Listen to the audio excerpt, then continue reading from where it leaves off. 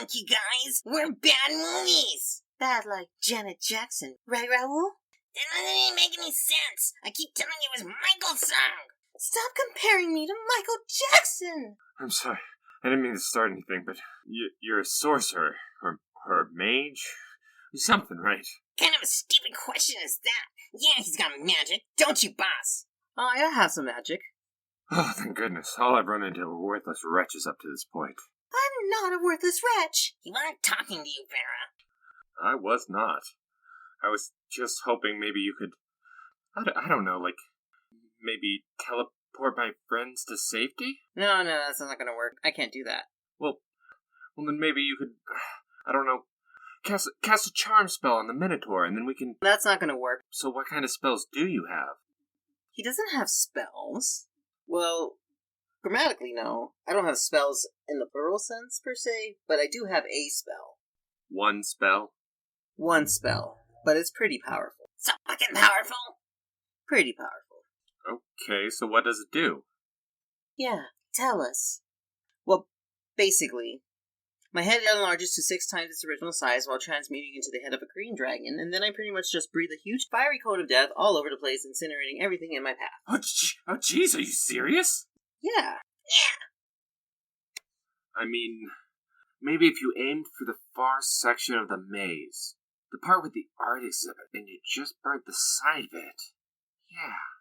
Yeah, this might just work.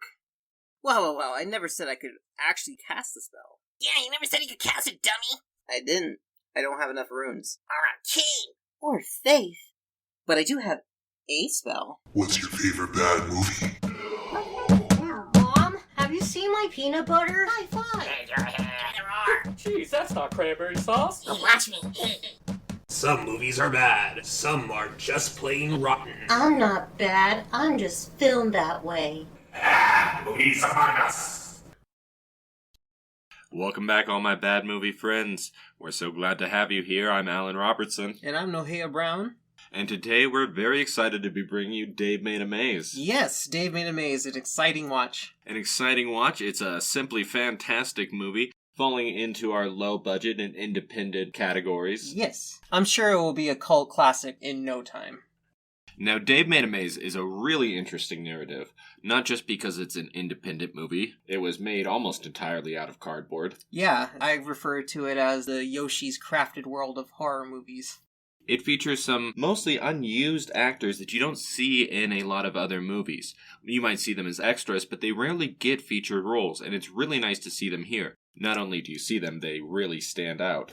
And it seems at some point this film was a film festival darling. Yeah, it got awards at almost every film festival that it premiered at, but it premiered first at Slamdance. Now, a lot of people might be familiar with Sundance Film Festival. Sundance is usually known for all its artsy-fartsy films that get hand-selected for Oscar seasons. That's usually where the first Oscar buzz comes from. And Sundance has done well for itself in that spectrum. It has managed to secure a lot of Oscar nominations and a lot of Oscar wins, and has really gained prominence in that field. But with that prominence, there's also a kind of growing exclusivity. Yeah, not everything's going to be high art. And you're not going to always want that kind of high art necessarily from an independent film. Sometimes it's nice just to have fun. And that's where Slamdance really kind of emerged. It was a counterculture opposition to the strict regulations that Sundance had become known for over the years. They also premiere in the same month as Sundance and in the same city. Yeah, they do. In Park City, Utah. Yeah, in January of every year. And because of that, Park City's kind of become the independent film festival city of America. And it's a city with a really interesting history. Do tell.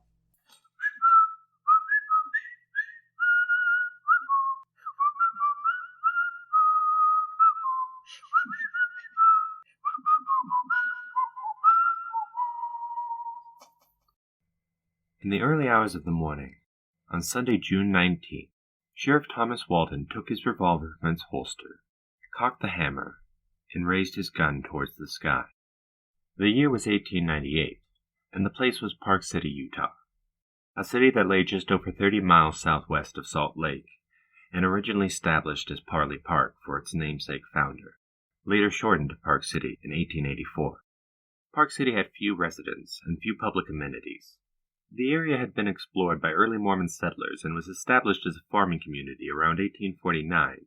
It was noted for its rich grazing lands. Park City's true potential, however, would only be realized much later.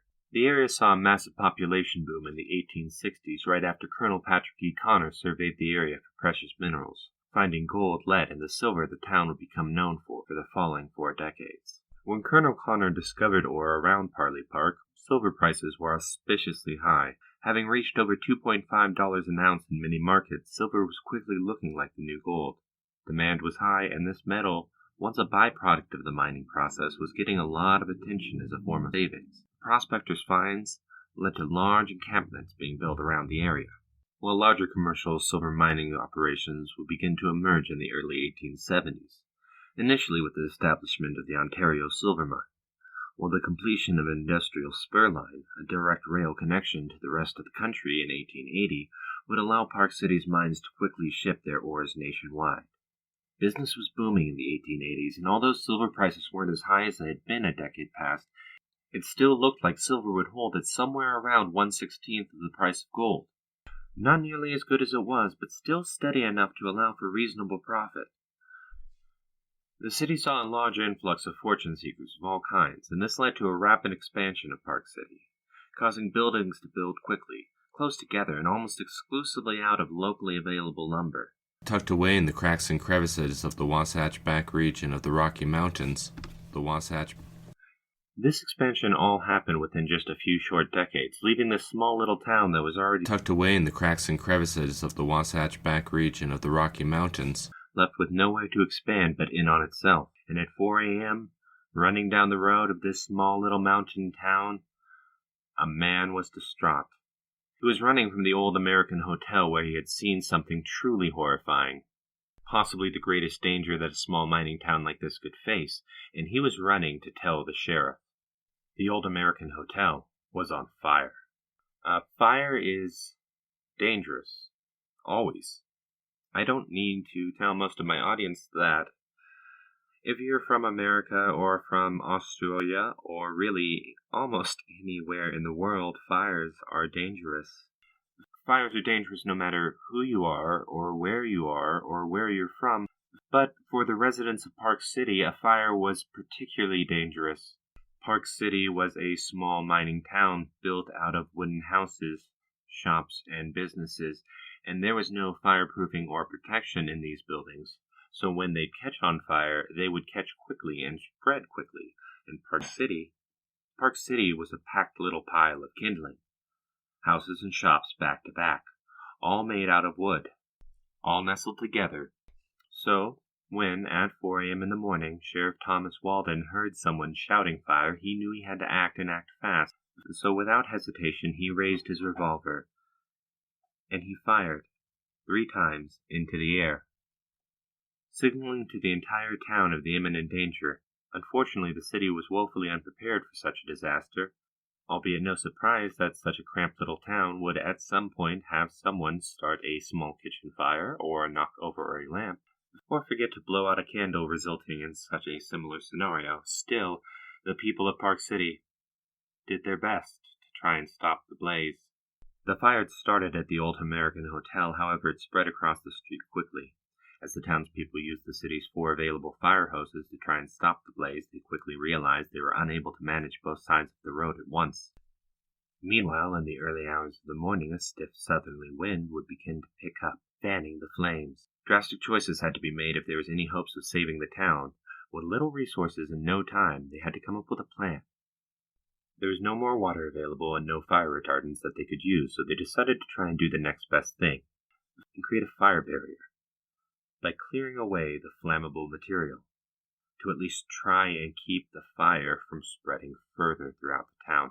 However, in order to do that, in order to create a fire barrier in a cramped little mountain town where all of the buildings were made out of wood, with a blaze that was already burning on both sides of the road, was more than difficult, and there were limited resources. They lacked the heavy equipment for such a task. The bulldozer, mind you, wouldn't be invented for another 6 years, and as such the residents of Park City had to use what was available to them. And as they were a mining town, They did have one thing that they could use. One thing that they had plenty of. Grabbing the only supplies that this little mining town had, they got out the dynamite to try and use it to create a fire barrier. It might not work, but with all other options off the table, the people of this small little mining town did the only thing that they could. And in the mid of a raging inferno, as dozens of other citizens were trying in vain to hold back the flames with a few undersized hoses, men, women, and children all trying to clear away debris, another group of 3 citizens decided to do the unthinkable. They rigged up their own houses with the dynamite, already assuming that they would lose their homes to the blaze regardless in a desperate attempt to try and create a firewall with fires raging out of control all around them. Rigged with dynamite, they blew their homes sky high. The explosion amongst the fire and the wind blew debris and dust and smoke, clouded the vision of everyone. All they could see is the dust and the smoke behind the flames, and as the smoke and the dust cleared, there seemed to be a large gap between the existing fire and the rest of the town, and for a while it seemed as though the 4 citizens who manned the hoses could actually contain the blaze, and it seemed as though they had succeeded creating a firewall to hold back the blaze and save the town. But as the morning continued on, the fires continued to rage, and early morning gusts of winds were getting stronger, and they still weren't able to stop the fire. Wetting the gap as much as they could, the fire seemed held back at first, but slowly it had begun to cross the gap, and eventually, once it crossed the gap, it had found new fuel, the flames growing larger once again. Through the canyons, the winds whipped and blew, and as they did, they fanned the flames. Concerned officials for the Marsac mill, downwind from the town, could only watch in horror as the town burnt. All able-bodied men and women and children were now doing everything they could to stop the fire, but the fire only grew more steadily.